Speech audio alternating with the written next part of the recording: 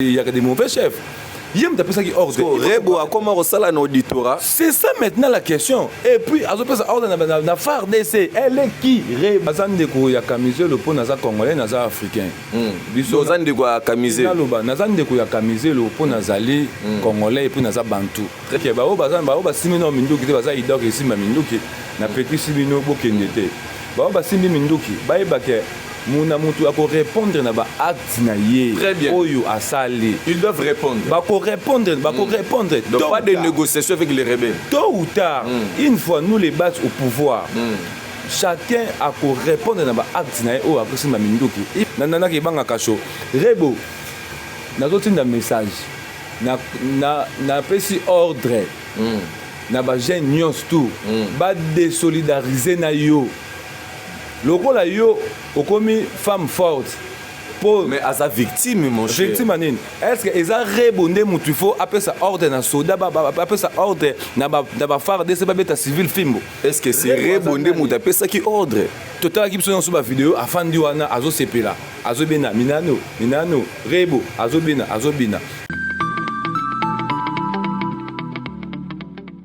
Merci bien, très chers fidèles internautes. Vous nous suivez de partout dans le monde sur notre chaîne YouTube, Panza Teke Télévision.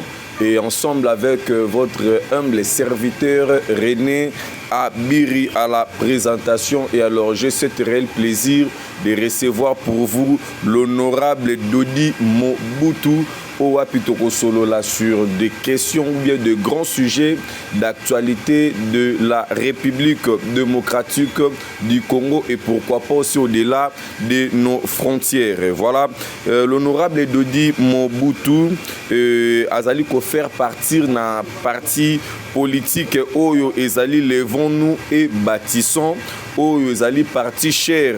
Il y a président national Alain Bolo Njwa Owapito Pesimbote et Sika Azali. Et alors sans plus tarder, non peut saka merci na équipe technique Mobimba, sans oublier na maison de production La Boyomèse na Makanza. Merci beaucoup aussi à maman Nangai Mimi Moujeka, maman na Chris Kalanda, sans oublier maman Céline Moujinga Wetu dont Bambo Tebele, maman Marie-Paul Bitens Moussakoli, Paola Schengen na Kati à Londres. Bozali tellement ebele, bozali Landanga na bo sanité maman nangai Cornelia Douci Givenchy ya Tembe. Et alors toko ko bande mission bo été sans que to pesa ba mbote ebele na moto bazobenga ya Willy Moucheni Code ya Mboka. Et là je salue automatiquement mon invité Dodi Mobutu Tokozala, vraiment bilingue puisque monsieur Zali Panza Teke Awande Esika ba vérité et bimaka. Merci honorable Dodi Mobutu. Bonjour. Bonjour mon cher journaliste, frère Amir, René Abiri. Voilà. Merci beaucoup Nayo, très heureux ya koyambayo encore na plateau na biso ya émission Panza Teke na mokolo lelo. Alors boni basango ya parti politique o esika yozali kokamba. Bon, avant de répondre à ta question, j'aimerais d'abord remercier les patrons de cet endroit. Fondation Boyomès au Nyon Soazan en poussa alia parce qu'il y a différence entre Golia bien et Golia. Au Soazan en poussa alia biloko et ça bien traité aya on a la Boyomès. Et puis et celui qui a été au passage pour ça travaux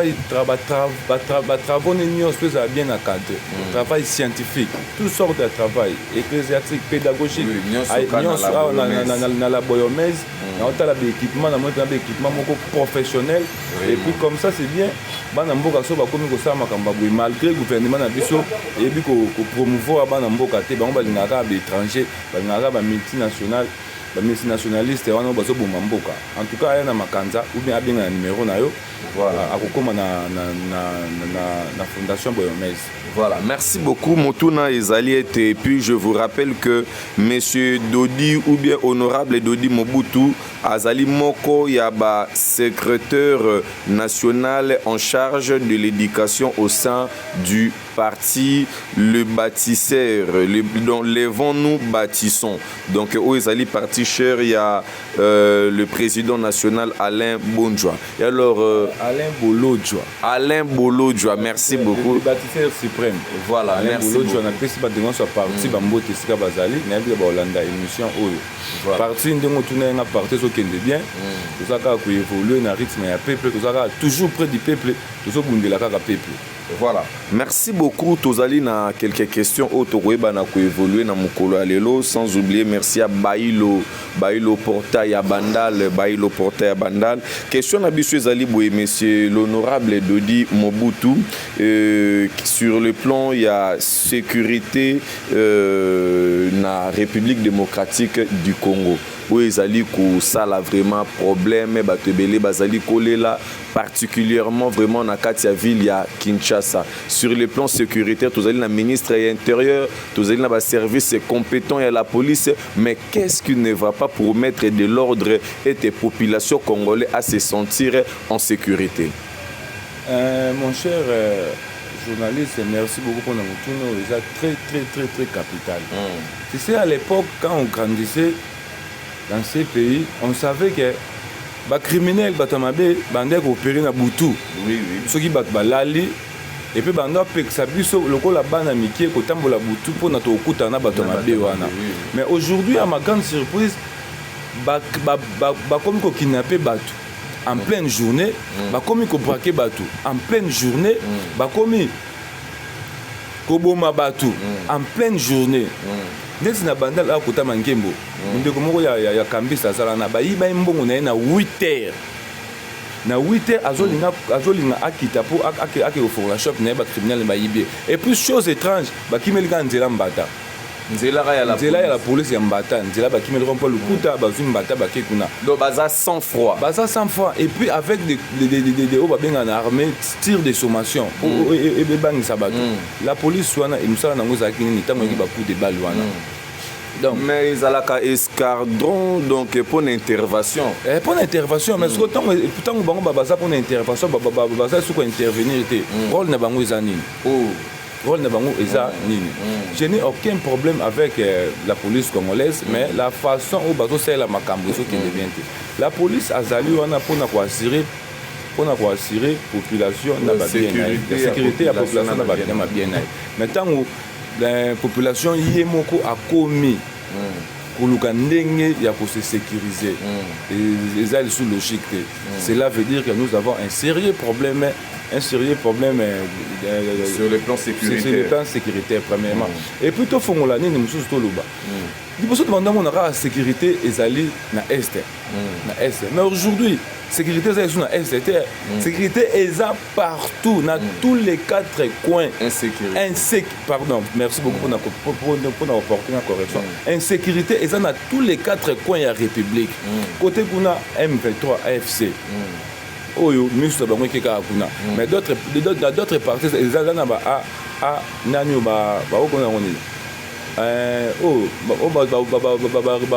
ministre ougandais wana oyo ADF nalu tozana ba Red Tabara tozana ba o nani o ya Zaïre soki c'est Zaïre ya na biso Thomas o comprendre koto tozana ba mobondo na katanga kuna esusu éclaté déjà kuna batu ya moto kabila bimusaka na prison wana ya kiungu sikotolo basiko nini tant tozomona ba groupe rébellieux ezali ko botama na ba intérieur ainsi par tolo balokola nini bazali ka ko protester contre mokonzi mboka ou bien bazali ne loko musu bazali ko luka na sima ko sala ba protestation te ezaki tango l'état zokoka ko se prendre en charge te mutu na mutu ko sala makambo oyo ye alingi. Honorable Dodi ndeko moko azotala biso zomituna motuna soki mutu amoni moyen ya protester, est-ce que c'est bonne manière ya mutu ezali ka kokende kosimba minduki kobomaka po bato bazokufa nezaka bayimbo kara ya Congo? te biso na les battes philosophie na biso ezali te koke kosimba minduki biso na les battes po ozwa élection eza na la seule façon ya kozwa bokonzi eza kaka élection donc eza bavoix ezali prévu par la constitution voix biso pe na les battes donc à part élection toza na ndenge biso kozwa bokonzi te et puis moi je vais pas encourager na ko encourager méthode wana te et puis soki méthode wana ekomi appliqué na République démocratique du Congo parce que le gouvernement elakisi population lokola ke kosimba minduki eza moyen la plus facile ya kozwa pouvoir ya ko diriger bato parce que na ba régime passé tozomona tina régime ezokende pe ka bongo mutakenda ka simi minduki bazu ba benge des na gouvernement ya ndeko na biso ya président na biso Félix Tshisekedi combien de rebelles bazakuna on comprend na gouvernement Kabila combien de rebelles bazakuna on comprend donc net sur otanga boy ceux qui tam ceux qui koluka musala ba peso musala te po za membre parti politique te au simba minduki te mais ceux qui aucune rébellion nanga yo on va comme qu'on négocier na et na fait des comptes aux alanines ba PCM sikamo boyana afandi siko batu oyo batangi ba classe na bango na ba passe bazo luka lokola ba paisible citoyen surtout wana bango tina na bango ezate. Donc on va arrêter ces systèmes. Il y a moi biso les bat parti près du peuple. Voilà. Tout ça toujours pour une bonne conduite. To boy bablo wana ya kokende ko simbaka minduki par-ci par-là. Voilà. Que dites-vous, honorable Dodi, pour na bande konyo soto ba simba ki déjà ou ba simbi minduki déjà na ba o bazo canapé ko kende ko simba minduki pour na côté les ma contre le pouvoir en place. Ozali ko raisonner lo lenge nini mabanzo nzali ndenge eke ba ko fanda lisusu na table moko pour na ko luka ko benda bango bato ba simbi minduki ba bomi batu to mona bango lisusu ko tambola na liberté en circulant to pe ko récupérer ba poste o ezali clé na kati ya mboka. Bon, attaque l'un des bâtisseurs, je dirais que simino minduki te baza idok simba minduki na petit simino bokendete. Simbi minduki baibake muna mutu ako répondre na ba acte na ye oyo asali. Ils doivent répondre. Répondre. Donc pas de négociation avec les rebelles. Tôt ou tard, une fois nous les battons au pouvoir. Chacun a pour répondre dans l'acte na o akosimba minduki. Il faut toyer ba pepini netinda ki akende kosimba ba arme. Et pourquoi apona kaka voix ya minduki? Justice ezala on a bien établi, chacun doit passer à son tour pour nous expliquer au simba ki minduki pour nanine et puis qui était derrière toi. Na bango na ba parapluie na bango nyonso baza traduit na justice. Donc simino minduki te ko mekate pour au subi même conséquence na bato ba minduki. Très bien. Merci beaucoup, honorable Dodi. Je rappelle que Azali Moko, il y a le secrétaire national en charge de l'éducation au sein du parti, le BAT. Oyo Ekambamina, président Alain Bolonjoa. Otozali toujours ko saluer Katina émission Nabiso, il y a Mokolo, il y a Lelo. Vraiment, un très grand merci. Nabaïba Soto Bazali ko soutenir journaliste Nabango, évangéliste René Abiri. Voilà, Tozali na deuxième point Nabiso Togolo. Là encore na mukolo ya lelo où ils allaient sur l'affaire ya ba immigrants. L'affaire ya ba immigrants bazui batu na États-Unis aux États-Unis boy ko yamba bango ko pesa bango États-Unis boy ko recevoir bango et kangi bango nature na bango ba fait au basali jusque les zoui banate mais tout moni ba accord et salemi. Après quelques jours, tout le monde déjà première lot, il y a Bandeko Moussou Baya qui déjà awa nakati il y a Kinshasa na République démocratique du Congo, donc capitale de la République démocratique du Congo. Voilà, Ndeko Nabiso honorable Dodi Mobutu. Question sur les immigrants au Baouti na États-Unis. Qui sont-ils et pourquoi? Et qu'est-ce que la République démocratique du Congo bazali ko gagner parce que ezanelo komorote salimaka sont les avantages na katinengos et puis surtout c'est en politique. Mon cher, on doit toujours reconnaître une chose, les mêmes causes produisent les mêmes effets. Très bien. Rebourser chemin toujours en 1994 lors du génocide du Rwanda. Vous savez, le gouvernement rwandais au Babenganaki gouvernement ya Abiyarimana chapeauté par Bazom influence les rebelles les sanguinaires Kagame faisaient aussi partie d'un groupe en connivence avec l'Ouganda protégé par Washington États-Unis d'Amérique à l'époque, c'était l'administration Clinton. Bah, pour ça, donc, bah, pour ça, bah, réfugiés rwandais, Hutu, Tutsi, bah, se diriger vers frontière de Zaïre. Pourquoi? Parce que Bazalaki na intention na bango ya ko infiltrer Zaïre. Bazalaki na bis ba renverser pouvoir ya Mobutu. Et puis na naïveté ya pouvoir en place au ya Mobutu à l'époque ba négligeaki yango. Et puis na 1996 ba bandi attaque na bango na 1997 avec Kabila Père. Projet na bango ezalaki réalisé. Et puis à cette époque, d'autres personnes disaient au maréchal Mobutu et na ba movancien na ye que bota la citation o ezoleka kuna na eza boye bango ba ndeko mona lo kwa aventir Rwanda ekosala biso boyete Rwanda ekosala biso boyete pendant que Rwanda azaki na abandaki dia projet na ye ya ko installer Tutsiland oyo papa na biso mbanda azobenga ngo empire Imatutsi. Donc préparation nango déjà ebandaki yango pe susu tozo mona ebandi pe susu chose grave ebandi pe susu na kati ya capitale batu wana ba expulsé wana ya États-Unis aux États-Unis d'Amérique abwaki bango awa. Et puis abwaki bango na capitale toke sur le plan sécuritaire États-Unis d'Amérique azana ba système fort où a créé pour la sécurité na. Contrairement à biso tozana ba homme fort. Vous comprenez? Nous avons un fort système, nous avons un fort système. États-Unis ont un fort système fort. Sur le plan économique, États-Unis ont une puissance économique incontestable. RDC peut se galer dans les États-Unis d'Amérique sur le plan économique. Ce que Azali na étendue munene. États-Unis ont un espace vide, quand on ouvert vide. Azali na États-Unis. Pourquoi pas États-Unis a créé les logements à Tchabango Kuna, à Zui Abouaka Bango Awa. Et puis Bisope na Buzo Banabiso Tondimi Yango. Rwanda, tant qu'on a signé un contrat, na Grande-Bretagne, Azwa ba expulsé wana. En réaction à pays, il y a pays Afrique, ils comprennent na biso moko zaki ndengeni. Tout ça qui contre yango. Ce qu'on ndengeni projet biso to telemela ki baninga. Pona poto ebaki ke danger ko sukela ka biso mo to ndimi yango. C'est que tout ça pour ça danger ni bandela biso awa. Et puis chose grave eza na kati ya capitale. Mon cher, moi je suis à l'opposition. Je n'ai aucun problème avec le pays des PES, mais tout ça va diverser politique, tout ça va limiter. Non, tout ça va mais ceux qui ont profit et ça l'a bien été. Vous comprenez? Sauf Batouana, Bissoussou, Batou Amérique latine, Bazali réputé na drogue, Bazali réputé na cartel. Total qui na Mexique, tant qu'on présent na bango, Bata cartel na basakini. Na Colombie, c'est Colombie, on va bombarder chef mon ya cartel wana. Bata cartel va paralyser mboka. Vous comprenez mon cher? Vous comprenez? Et vous savez que récemment ah ba bombarder chef mon ya cartel. Bata cartel va incendier ba supermarché, ba incendier ba station à essence. Vous comprenez? Ce que Batouana au bazar réputé na makamba mabe, il y a ba drogue, il y a koboma batu, il y a crime.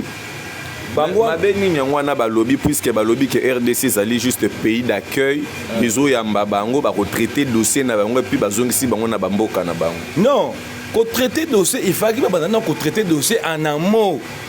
Bino bozo tindela biso batu ngo baza ndenge nini tala maresho murengo yeboye projet na eza basabu dossier na yango bo traiter te bino bozui bango boye na bango na po traiter dossier na bo traiter dossier na bango ndenge nini pour États-Unis ye muta yambaki bango. Je pense que dans le système États-Unis ataki dossier moko yango aboyi ko pesa bango accès à refaire na mboka na ye abengani bango sur biso to komi dépotoir to komi poubelle aux États-Unis à cause batune abwaki la voilà question mosusu ezwe langa na makanisi et puis ba payer belé pays Afrique et boya qui proposition ana pourquoi biso to ndimi yango je pense que décision on a même dans conseil des ministres balobé là qui a monté pour autant qui mouya ministre mouya balobé là qui a monté, c'est-à-dire que ça a été imposé. Moi je pense que ba mettre ça qui même pas dossier en haut pour total premier ministre madame Soumino na TV5 à 5 toleka asengi toleka mouya ya son excellence mouya ya na bosolo na politique alobi makambo mususu. Donc ça montre que na conseil des ministres na ba point o balobelaki ba touchaki point wana te. Donc bango na biso tozaki pe kaka informer na télévision yango ozomona langage moko ezate ba mususu kuna ba ko vraiment ba mususu bazali ba investisseur. Mais so baza ba investisseur baza ba patron mais talaka motazo de brigo côté baza ba patron faut bosser là te on ezali soni ya parti na biso parti politique sur IDPS. Ça montre que parti politique ya IDPS et en quatre ba partisan en côté et en quatre militant en côté. Voilà. Donc nous disons comment le ba oye à ça pour imaginer. Pourquoi? Parce que les gouvernements ne maîtrisent pas les dossiers. Pourquoi? Parce que le gouvernement n'a pas communiqué. Le gouvernement a informé dans la presse internationale. C'est-à-dire qu'il y a quelque chose qui a été passé par là. Donc, tant que déjà tu vas communiquer, c'est que en français, il y a des anguilles sous roche. C'est-à-dire que défense vraiment que l'IDPS et défendre topé gouvernant va défendre le dossier en gros. Donc argument aux gens. C'est comme mon cher, défendre le logo yoyebi. Le logo yoyebi to défendre on.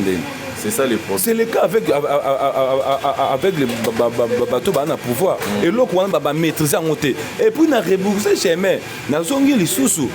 On a payé mon seigneur Fulgence, comme il y a au papa, Mouteba.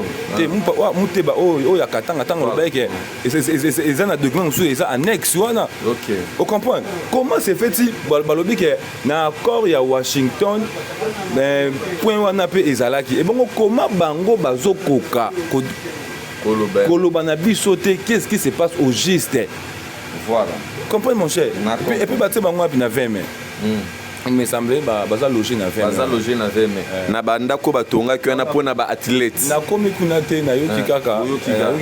Na ba réseau. Mais ça peut bien ba soldats baza sécurité mais bazali sécurisé par l'armée congolaise.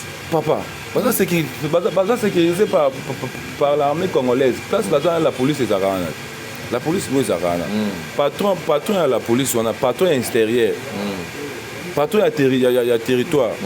Bah invité na nini na na parlement wana.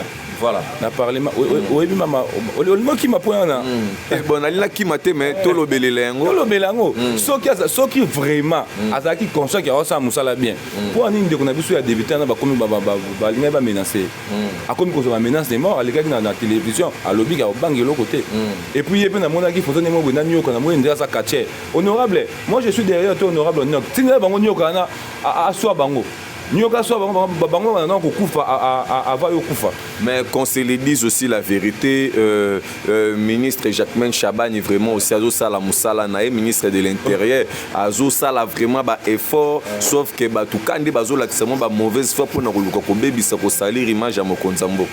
Moussala o Azo Sala awa, soki papa na yo azalaki ndeko ya bijoutier wana o abomaki na yolo. Yo lingoza compter na Moussala Sala. Ceux qui ont bandeko bazo kidnapper ba na bango butu moyi mais bato belé pe bazo boma bango eza pe ka ba compte à rendre ezaka likambu ya nini te ba mususu peza ba compte à rendre. La façon de faire ça montre que sécurité exacte.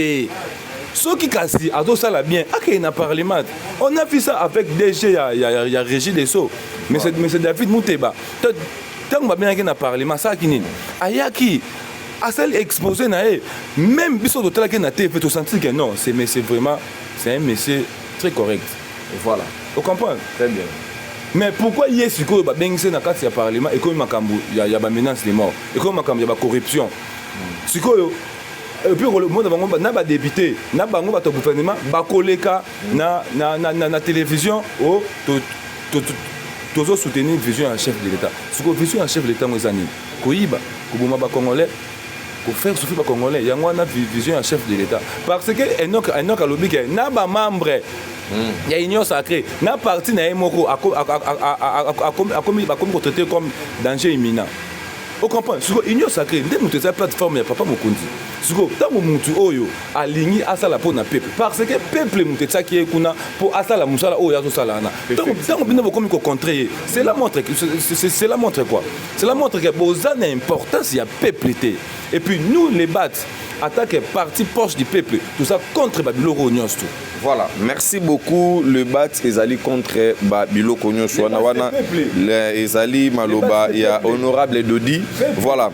Toko comme encore na question na biso o to préparer qui pour na ko solo là sur le changement ya constitution pour ou contre. Alors bande copé bazali kota la biso boko ki pe kopé ça ba avis na bino na ba commentaire pour na kota li sa makanisi na bino pe par rapport il y a changement il y a constitution. Et alors nazongele lio honorable Dodi molobeli ya peuple chargé de l'éducation maloba nazongele lio pour ou contre changement il y a constitution.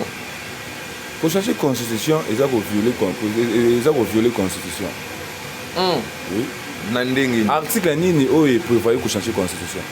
Article les allés belé hier j'ai à lire les articles le loi 51 article les allés belé où les alliés le rôle article 4 na nous sommes en wana pe au kota lango oui au kota lango le rôle article 4 c'est-à-dire qu'il y a vraiment des articles dans la constitution où les alliés il y a un article msuku totanga ki ezolo ba ke beaucoup zo mboka une partie à mboka beaucoup ko livrer en Union africaine vous vous imaginez question ezali que tout le changement de la constitution. Oui. On a article 4. Tout en article 4, ce qui va le but changer la constitution, ce n'est pas un problème. Il peut comme les Kunzi et Zalia. Article 4.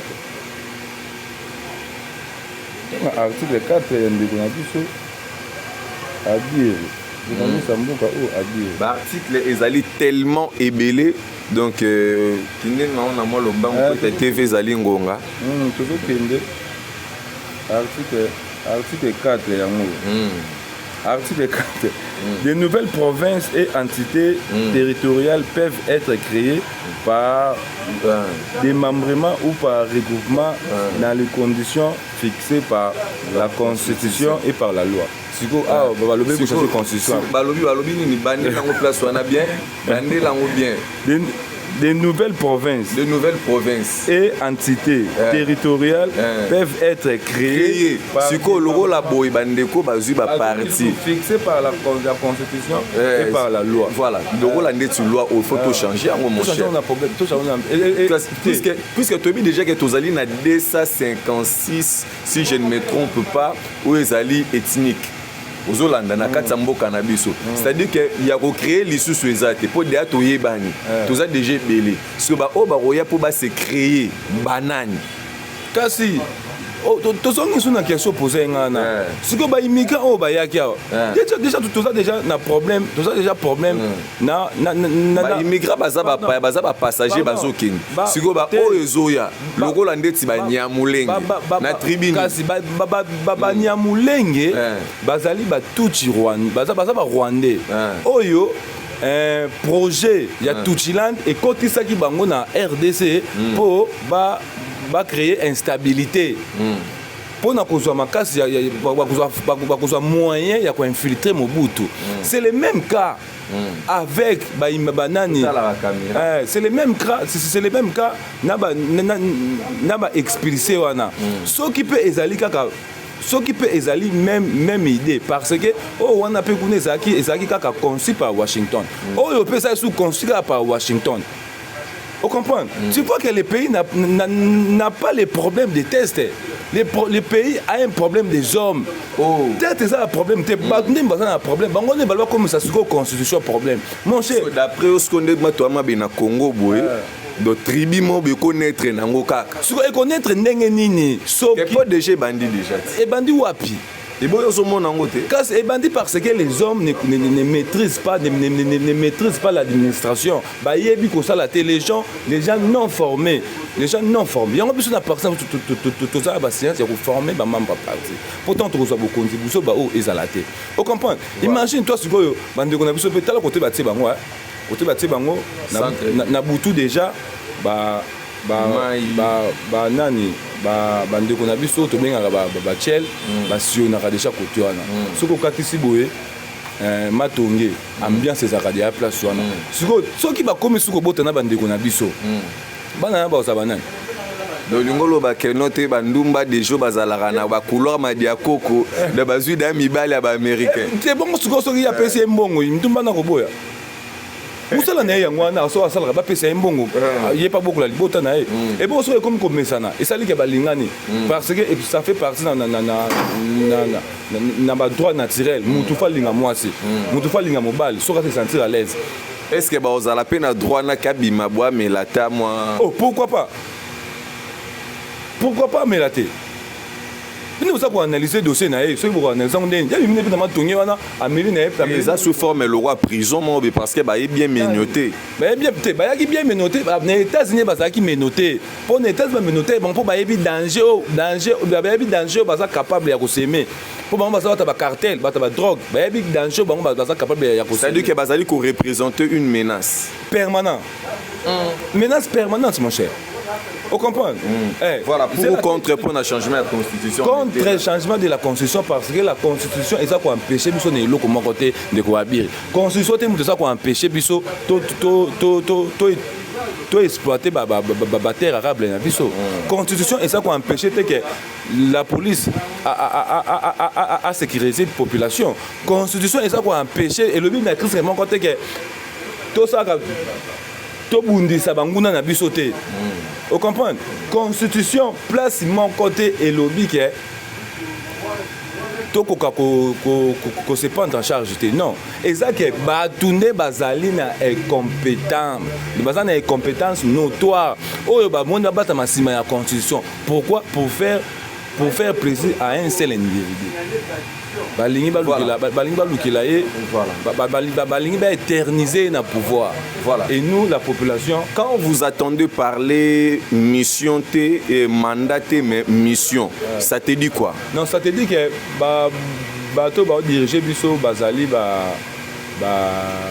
mon ko employé wana baza ba non formé. Comment se fait si un ministre d'État oyo ko jeune comme ministre et puis aux autres baguettes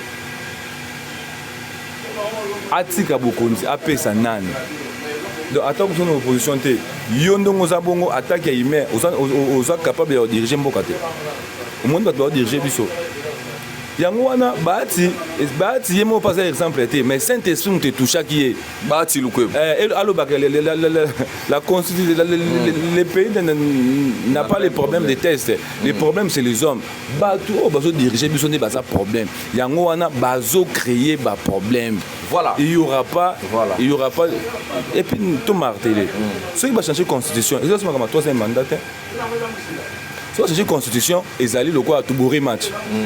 Tout recommence à zéro. Tu sais que il y a bandeli les sous abandeli sous mandat na ndinga kotia akota pe 20 akota pe 25 abandeli sous na premier mandat et kozala sous troisième té mais ba ozo exemple Denis Sassou Nguesso nani et tala omoni bazo ka exemple mabe Denis Sassou Nguesso aza tayo moko Denis Sassou zanga image mabe yepende ngaza bongo projet Tutiland ezape kuna c'est pas na ye yepe kala mingi te akosoter il doit pas oublier que tant angolais soutenaki ye et soutenir qui est Pascal Lissouba azaki soutenir na Rwanda mais yes ali kutuma mbaba soutenir des peuples ndé elinge ndenge peuple congolais balingi Tshisekedi peuple apesa ki kuna mindu kité moi dit exemple bazozo ya Tshisekedi tango zosaki na opposition na IDPS bando ba bato brasa kuna ke bino biso to lokwa binoté biso to bimana na balabala.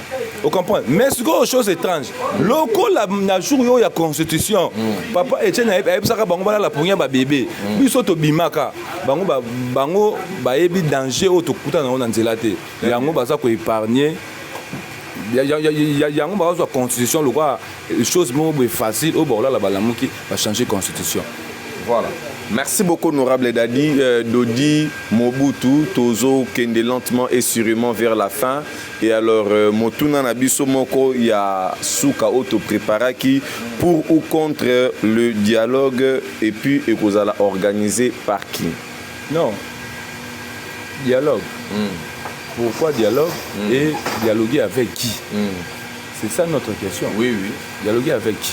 Et pourquoi dialogue? Voilà. Est-ce qu'on a d'abord besoin d'un dialogue? Il y a un répondant. Ou bien que non, on a la constitution, on est il y a un zoloba. Ce qui va montrer que dialogue et quoi apporter solution. Oui, tout que dialogue. Ok. Ce qui va apporter solution et que si ba tuerie qu'on a essayé na ba point nyonso ya mboka soki dialogue ba monke dialogue mais masoso qui un dialogue mais soki dialogue et ko apporter bisoka na case de départ à quoi sert le dialogue? Pardon, à quoi sert le dialogue? Mais dialogue ango ekosenga susute ke ba basimbaki minduki bakota na armée bakotisa ba colonel bakotisa banani bakokota te mixage yango na lobby soki dialogue ezonga sabiso sur na case de départ à quoi sert le dialogue? Soki dialogue ekozala façon oyo ya ko installer paix na kasa République démocratique du Congo. Oui, to dialoguer. Ce qui peuple alors oui na biso les bat pour que nous ça dialogue. Oui. Et bon ce qui dialogue on ça on pas pour nous satisfaire ba volonté ba volonté to peut pour na partage des gâteaux. C'est na ngozani. Et puis to dialoguer nanani? Nanani. Mais beaucoup dialoguer ba to bazali belé c'est que dialogue par opposition. Opposition non armée, opposition armée. Na président Félix Tshisekedi. Et bongo est-ce que vraiment dialogue et koko salema sans Kabila? Non.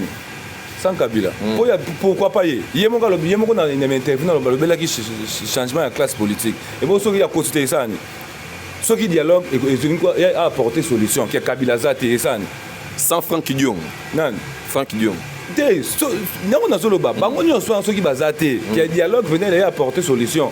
Dialogue est bénéfique pour la population congolaise, dans l'entièreté na yé.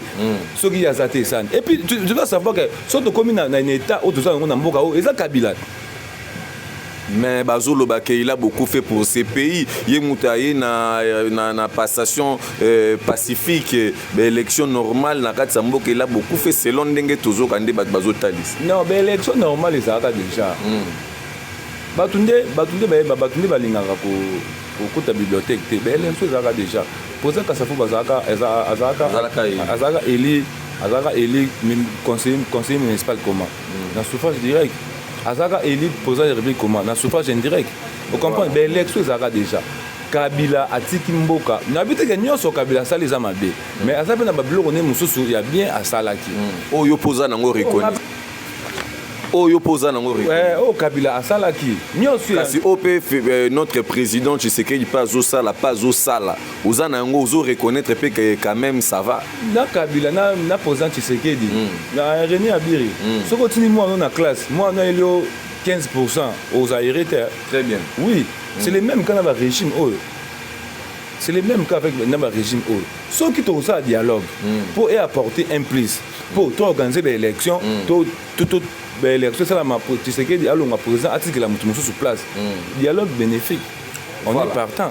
Vous comprenez? Mais ceux qui dialogue il y a une version Kabila, na format Kabila, colorisation Kabila.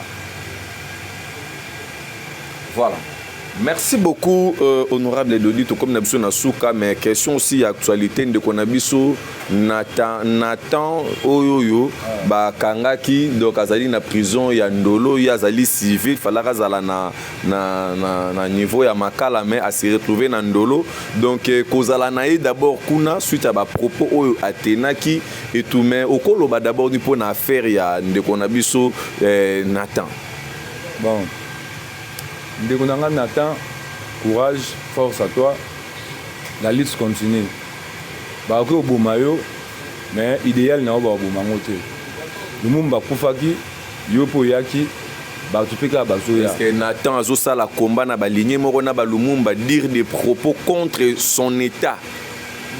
depuis la nuit du jour na mboka oyo eloko pe bagomela Lumumba eloko bagomela Kabila le père soki mboka oyo ba régime nyonso yaka ba kosetimanga bakufa balingi soumission balingi te ozala na pensée balingi ozala na pensée collective balingi balingi te ozala na pensée moko libre non balingi na pensée collective et ça yango ndem tezo créer ba biloko wana nyonso et puis biso ba combattant de la liberté toza wana la vraie liberté sera la vraie liberté sera instaurée dans ce pays oh tout le monde a ça bagé ndeko nanga Nathan force à toi ça a toujours tête haute la liste continue au Bimalibanda au continuer combat na yo ya nini ya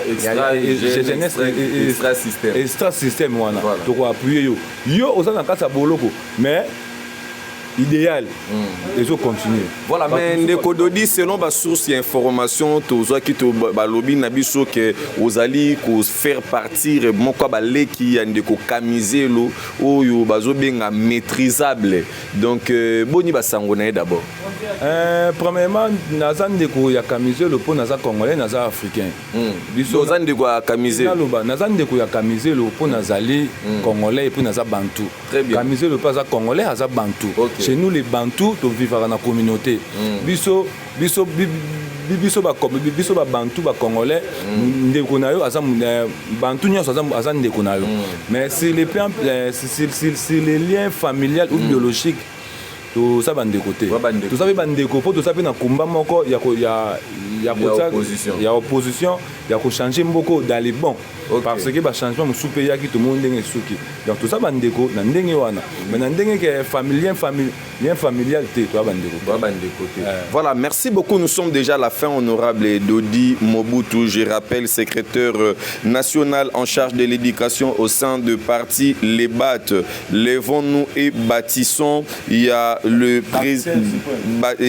le bâtisseur suprême comme il est dit le président national Alain Bolo Njoa. Vraiment merci beaucoup à maman Jeannette Bonjale Pembe na Pembe depuis quelque part maman Cornelia Douci Givenchy na Katia Londres Mosakoli Paola Schengen boza tellement ébélé et alors honorable Dodi n'était so bambote ezali te pe message mo rezali asuka pona repesa.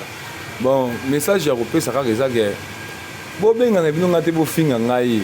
Pour moi, on a un virus, il y a anti. On a un antivirus, anti-mafinga. À ta bofinga, il faut changer dans le côté. Vous avez déjà engagé. À ta peine à couper. Le monde m'a coupé qui va continuer. Très bien. Premièrement, deuxièmement, tout le monde a pour ça adhérer parti. Parce qu'il y a un site, il y a un biseau. Les ventes et bâtissants, vous devez répondre les ventes et bâtissants, formulaire et ça, pour remplir, et puis on peut se battre directif, au quota na parti. Et puis, au Monique, Alinga Leka par Ngaï, à plus 243, 81, 27, 110, 51. Plus 243, 81, 27, 110, 51. Ou bien, on peut payer pour à côté na parti, à participer à Yopé, au facilité pour les sièges, place des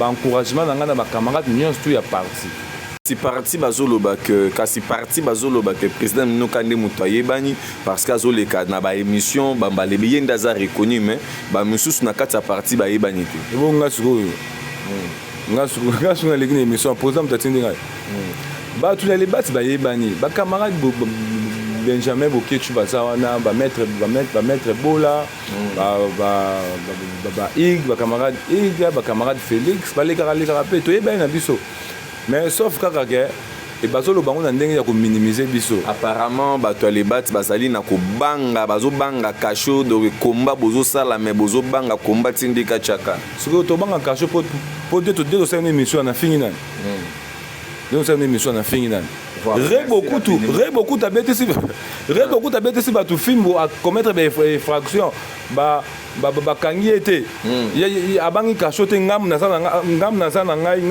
dans les bombes nana ki banga kasho rebo nazo tinda message na pesi ordre na ba jeune nyos tout ba désolidariser na yo lokola yo okomi femme forte Mais à sa victime, mon cher. Victime anine. Est-ce que ils ont rebondé il faut appeler ça ordre dans soda, appeler ça ordre na ba faire des bêta civil fimbo. Est-ce que c'est rebondé il appelle ça qui ordre? Total qui sont sur ma vidéo afin de wana azo sepela, azo bena minano, rebo, azo bena. Et puis ba fongoli dossier. Comment c'est fait si ba fongoli dossier ba kangi il me semblerait ba soda ba que yere ba tikali poani. Yem tasa commanditaire. Il n'y a pas de mauvaises troupes, il y a que des mauvais chefs. Yem t'a ça qui ordre. Rebo a comment resala na auditorat? C'est ça maintenant la question. Et puis azo pesa ordre na phare DC. Elle est qui Rebo? Ngala tunya comment osala na auditorat asali na auditorat wa ba recruter na armée yango wana tango pouvoir ekomi na ba homme fort ba o tout bazaka attaché na ba homme fort ba komaka fort eza ndemo na ba Rebo c'est pas que ana eloko moko bwena si ba siko ye Rebo ba na RO ya lobi wana ba soda ba longwaki na campagne ndenge ba koma na résidence na ye abengaki nani pour dire que na résidence ne bazalaka déjà bazalaka te ba résidence ne bazalaka te soki ba bon na une résidence na komate soki na résidence na ye ba soda bazalaka nani a signé là papier wana o ba apesa autorisation ba pem ba sécuriser tango il a apesa explication et pas Israël Motumbo alobi que ba azaki na ba phare de ça ba bandaki ko sécuriser alobi te donc ça veut dire que abengaki mutu moko oyo apesa kai confiance wana mutu wana pe il faut la poursuivi yango na biso république ya ba homme fort. Bon voilà, justice c'est ça musana ngo. Donc monsieur Guillaume Azawa. Ezo sala musala te pour Rebo aza na ndaku na ye. Ba tutu bazaki wana ba bandeko se blander Rebo azo commettre infraction wana bango baza bandaku na bango. Mon cher, pardon, tout aussi c'est et ça en congolais mon côté ça ko le ba congolais nyonso. Très bien. Et ça là inga pasi na tango ba bomaki humanitaire wana ya UNICEF. Ba bika humanitaire a kufina des congolais. Donc humanitaire on a dit pesi kombo na identité na ba congolais musu ba sa banyama et pourtant nini crime et salami na kati ya Congo donc congolais na mboka na asa respecté te to moni musu so docteur abeti moi ça et puis yemo na église azo parvenir ko lobake proche moko ya président de la république a epsenga ke ba ko kanga ote république des hommes forts ndeto lingité. Voilà, merci beaucoup honorable Rebo okokende kacho. Voilà, merci Yakoloba Ebele Zali Mekasi TV Zali Ngonga. Merci beaucoup à Yawili Moucheni Code Yamboka. Merci beaucoup à Cornelia Doussi Givenchy et merci aussi à Moussakoli, la servante de Dieu, maman Paola Schengen Nakati à Londres. Merci beaucoup à maman Dani Boko Menabo Sanité, maman Royale Kinalele, moi si Yambongo Ebele. Donc bande konyo surtout René Abiralinga Abino Mingi. Donc Baïlo portail à Bandal. Portail à Bandal Moufinyo Kianga Bazali mais Abiso na Bandal to la na Baïlo na biso. Vraiment merci Kimia na Mabota na bino.